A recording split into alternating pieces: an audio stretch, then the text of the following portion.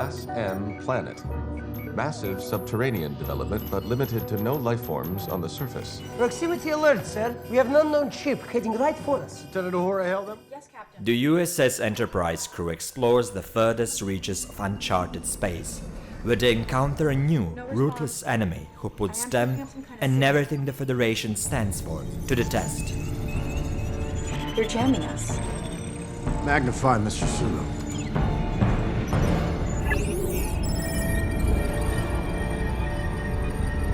What is this?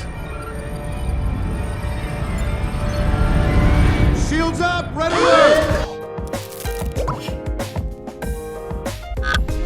You know, the script by Doug Jung and Simon Pegg is script writing from a Hollywood screenwriter's manual. We have the setup, an obstacle to overcome, and a threat to disperse. This is a basic three-act structure story. The overarching story is well executed in that sense, but the character-driven elements are not. The lives of our characters are secondary to the action. We aren't given an opportunity to identify with any symbolic struggles like in the original Star Trek series. Any moral challenges seem almost tokenistic and not explored in a style that is typical of the Star Trek mythology, Goran. Very true. Story is a merger of different bits and pieces that we've seen in the previous films and TV series. It's a hybrid, really, of Indiana Jones and James Bond recipes, non-stop head-spinning action, and enigmatic artifact that will destroy the world. Script is constantly referring to the original franchise, at times literally, as in case of Mr. Spock's death, but more often by reintroducing situations that feel way too familiar. You remember, Andrew, at the beginning of the film, there is this alien ship hailing for help. In Star Trek universe, this usually means trouble, as alien is an intruder with hidden agenda, taking Federation crew directly into the trap. This is exactly what happens in Beyond. You know, seeing destruction of the ship, for example, and crew abandoning it in escape pods is a traumatizing experience for every real Star Trek fan. It almost never happens, but in this film, screenwriters decided to do it right at the beginning, which was quite unexpected and efficient, I would say. And terrifying. It was interesting how devastating impact it had on me. Warp engines blown away? No, that can't be true. You managed to save them at the very last moment, you know? Yeah, not in this instance, Goran. But it's amazing how it kind of made us feel so unsafe. One problem I have with the script is how the writers use media platforms to advertise Sulu's homosexuality. If we're not for an accompanying media release, I wouldn't have known. It's something the film suggests rather than states. It just feels to me that Hollywood's having an each-way bet. The Deus Ex Machina resolution was well realised, but cliched.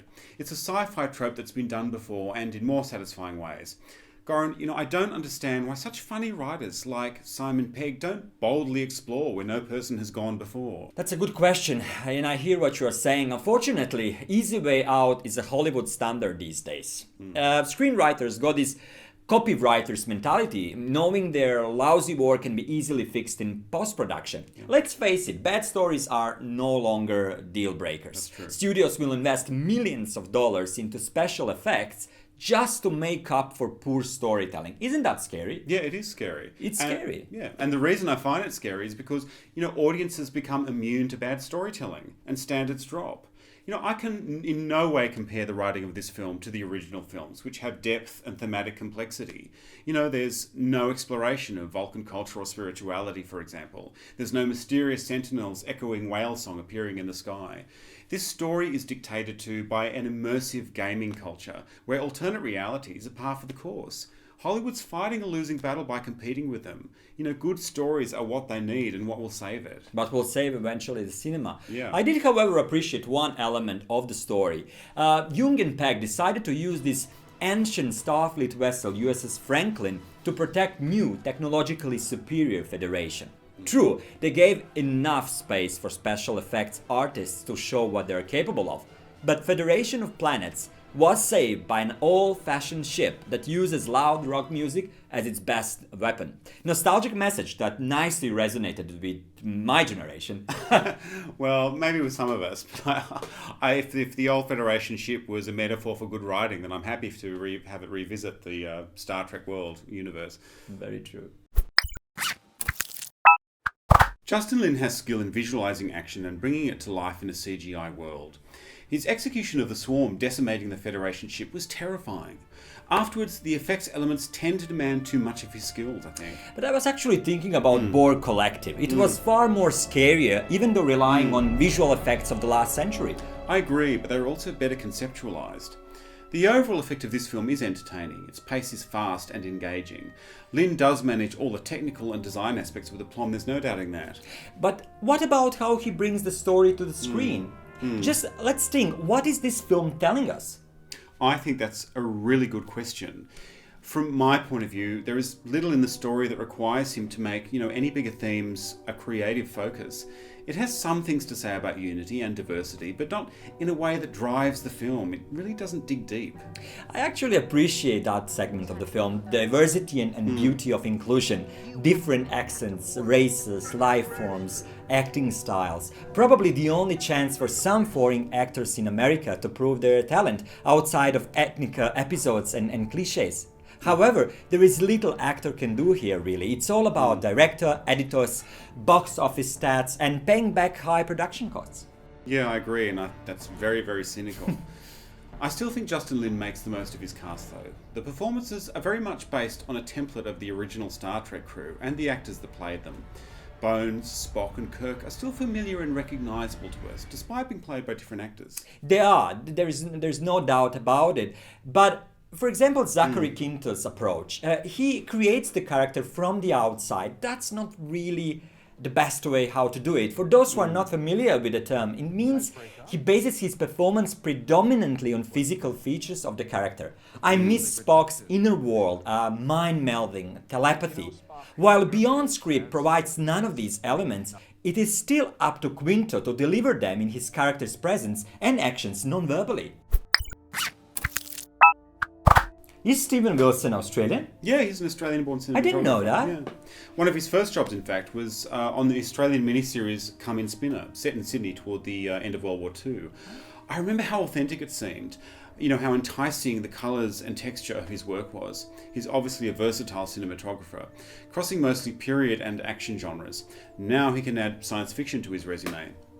Wilson worked alongside Lin on the Fast and Furious films, so it's unsurprising that the visual elements of Star Trek Beyond have a real consistency. We also have to talk about Thomas Sanders here. He signs art direction in this film, and Sanders is renowned production designer. Interestingly, he also received one of his 2 Academy nominations for Saving Private Ryan, another link between World War II and the Star Trek. Visual solutions were stunning, and they left me asking for more. There was so much talent in creation of Yorktown, interesting new species, insects, even the Universal Interpreter was redesigned to appear more plausible. Yes. The film does succeed from a genre perspective in its depiction of technology and future worlds, rather than in any deep exploration of science fiction themes.